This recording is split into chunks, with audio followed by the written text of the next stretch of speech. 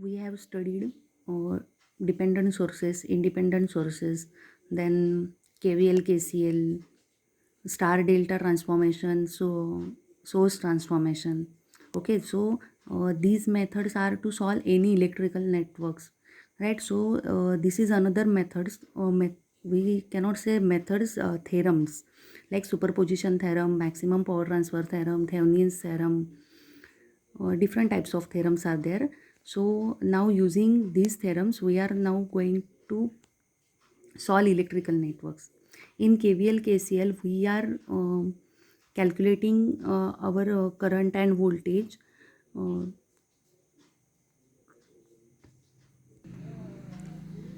by considering both voltage source and current source. Okay, so we are see here, you will see the difference. See here, what is the statement of superposition theorem? The voltage across or current through an element in linear network is algebraic sum of voltage across or current through that element due to each independent source acting alone. See here, each independent source acting alone.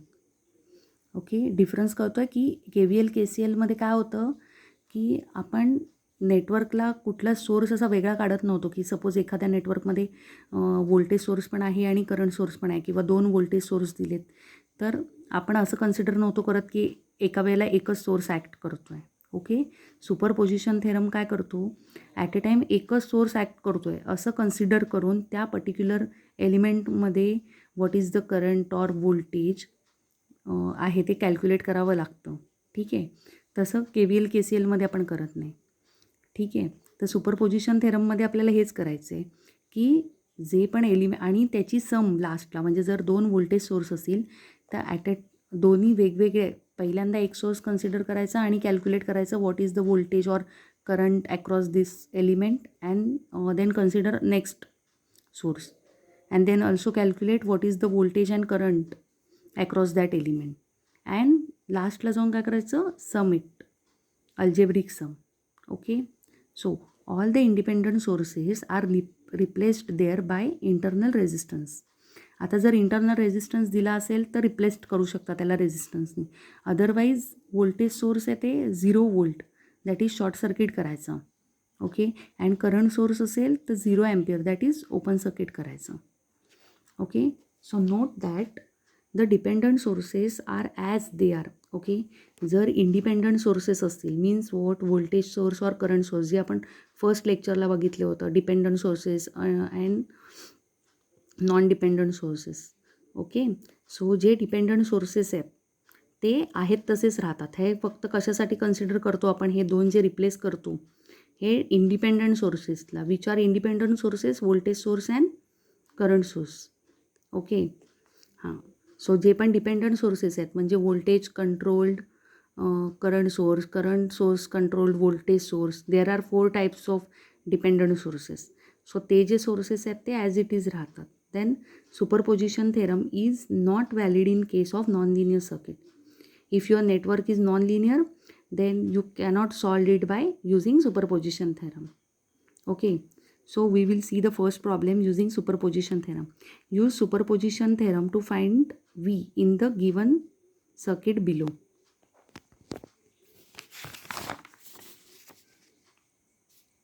So here is the simple network is given. This is the 6 volt voltage source and this is 3 ampere current source. Okay, so and we have to find out the voltage V. We have to find out V means voltage across this 4 ohm resistance. Okay, now see, consider 6 volt source first. You can consider any one 6, म्हणजे तुम्ही कुठलाही first consider करू शकता, 6 volt करा किंवा current source consider करा, काही problem नाही आहे. Okay, so here I am going to consider first 6 volt voltage source. So मग आता ह्या करंट सोर्सला काय करणार, करंट सोर्स असेल तर काय करायचं आहे, ओपन सर्किट करायचं आहे, म्हणजे ओपन सर्किट केलं. ठीक आहे, मग एवढंच नेटवर्क राहतं माझ्याकडे. Redraw this network. Now calculate the IL. Suppose I1 आहे, हा I1 कॅल्क्युलेट करायचा आहे, means current through this resistance 4 ohm, this is I1. Okay, so तुम्ही KVL पण अप्लाय करू शकता by applying KVL or voltage divider rule माहीत असेल तर वोल्टेज डिवायडर रूलने. Okay, so apply KVL. KVL जर अप्लाय केलं तर काय येणार आहे, 6 volt plus 6 volt minus I1 8 plus I1 4 equal to 0. So हे जर इक्वेट केलं तर काय येणार, I1 is equals to what, 6/8 + 4 means 0.5 ampere. So VL कसं काढणार, तुमच्याकडे I आहे, V is equals to IR. I आहे, R आहे. I आता माहिती आहे आपल्याला की ह्याच्यातून काय करंट फ्लो होतो आहे. आपल्याला I1ची व्हॅल्यू मिळाली आहे, म्हणजे हा करंट मिळाला आहे, तोच इथून फ्लो होतो आहे 4 ओहम रेझिस्टन्समधून. सो I1 माहिती आहे, रेझिस्टन्सची व्हॅल्यू माहिती आहे. So I1 into 4 that is 2. 0.5 into 4 is 2. Okay, so आपल्याला काय आता मिळालं, V1 मिळाला. ह्याला V1 कन्सिडर करायचं, आपल्याला V फाइंड आउट करायला सांगितलं आहे. सो इथे V काय असणार आपला, V is equals to V1 + V2. Okay, हा V1 आहे. ओके, सो V1 + V2, हा V1 काय मिळाला, 2 वोल्ट.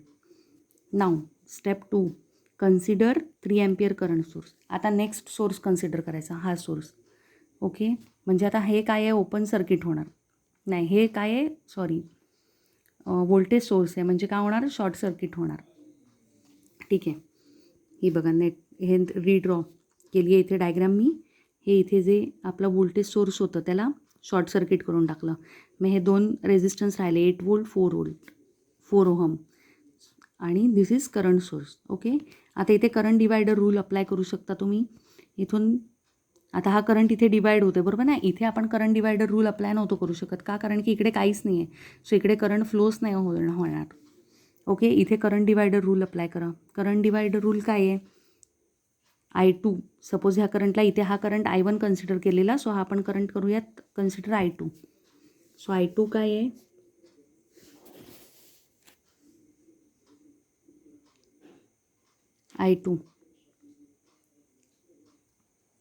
I2 काय असणार, करंट, टोटल करंट हा काय आहे 3. इथे 3 इंटू अपोजिट रेझिस्टन्स, अपोजिट साईडचा रेझिस्टन्स आपल्याला फाइंड आउट कुठला करायचा आहे, 4, बरोबर. मग रिमेनिंग रेझिस्टन्स कुठला आहे किंवा अपोजिट रेझिस्टन्स कुठला आहे, 8. So 8 upon opposite resistance again 8 plus current resistance, म्हणजे ज्याच्यातला आपल्याला फ्लो होणारा करंट काढायचा आहे किंवा व्होल्टेज काढायचा आहे तो रेझिस्टन्स, तो काय आहे 4. हा आहे करंट डिवायडर रूल. ओके, मग काय आहे, I2 is equals to 3 into 8/12, काय आलं, 2 एम्पियर. ओके, 2 एम्पियर आलं, कॅल्क्युलेट केलं, 2 एम्पियर आलं. मग काय येणार आहे, V2 is equals to I into R. I आहे तुमच्याकडे, V आहे, आपला R आहे, मग 2 इंटू 4 8. नाव आता V1 पण आहे, V2 पण आहे, आपल्याला व्होल्टेज V कॅल्क्युलेट करायचं आहे. So V1 + V2 is equals to 2 + 8 10 volt. Okay, now we will see next problem on superposition theorem. Second problem, find the current I for the circuit shown by using superposition theorem. Okay, see here are two voltage sources are given, 50 volt and 20 volt. Okay, both are voltage source. In first problem we have one current source and one voltage source. Here we have both voltage source. Okay, and 3 resistances are given, 10 ohm, 30 ohm and 20 ohm. Okay, now consider step 1, consider 50 volt voltage source. आता इथे फक्त 50 volt voltage source मी first consider केला आहे.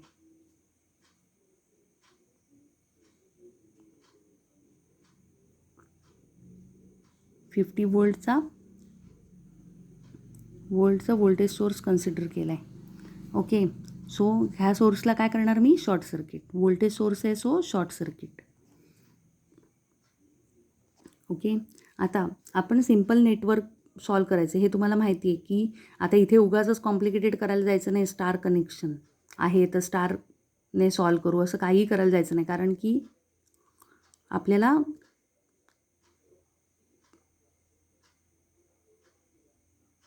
Current find out करायचं आहे. So हे 2 जे sources आहेत, हे जे 2 व्होल्टेज आहेत, हे काय आहेत, पॅरललमध्ये आहेत, 2 resistance 30 and 20. Okay, so parallelly solve करा त्यांना. पॅरलल सॉल्व केलं तर काय येणार आहे, 12 ओहम 12 वोल्ट 12 ओहम.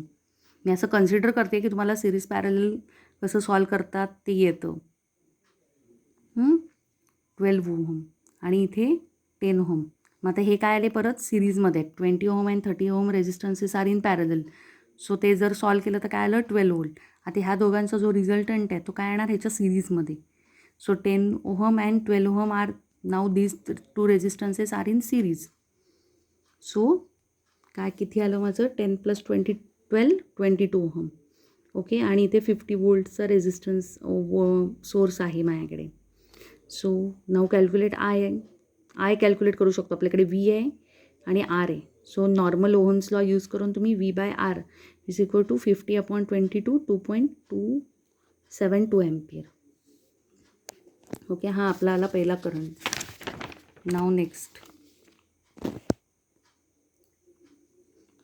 तेच तुम्ही करंट डिव्हिजन रूल इथे मी करंट डिव्हिजन रूल लिहून दिला आहे. करंट डिव्हिजन रूल काय असतो आय एक्स म्हणजे जो करंट फाइंड आउट करायचा आहे इज इक्वल्स टू आय जो पण करंट आहे तुमचा तो into resistance of opposite branch upon resistance of opposite branch plus resistance of current branch.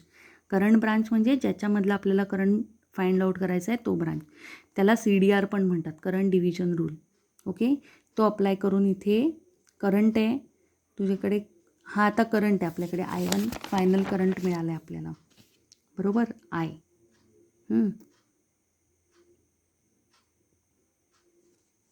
2.27. Okay so 2.27 into 20/20 + 30. आपल्याला 30मधला काढायचं आहे ना. आपण काय केलं हा फायनल करंट एक काढला आहे फक्त आय काढला आहे पण आपल्याला फाइंड आउट काय करायचं आहे 30 वोल्टमधून किती जातो आहे करंट. ओके सो आपण काय करणार आता फायनल करंट आहे आपल्याकडे की 2.27 एम्पियर करंट फ्लो होतो आहे नेटवर्कमधून. सो आता इथे करंट डिव्हिजन रूल ह्या नेटवर्कला अप्लाय करायचं. ओके इथे करंट आहे एक 20 वोल्टमधून जातो आणि इकडे 30 ओहममधून आणि इकडे 20 ओहममधून तो करंट फ्लो होणार आहे.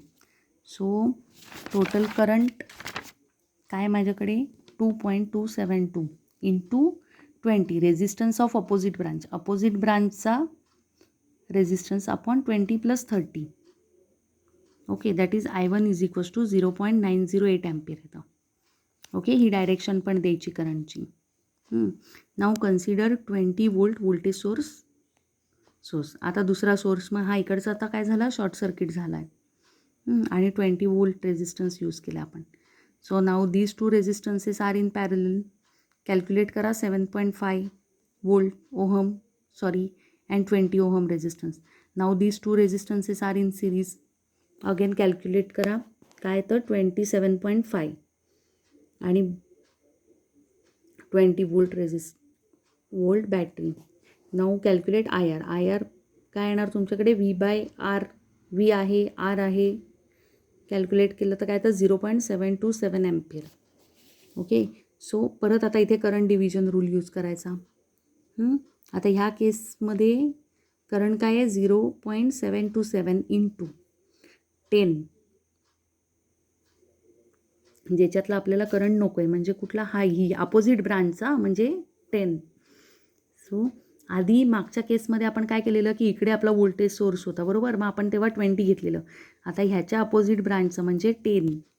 So 10 upon 10 + 30 which is equals to 0.181 down.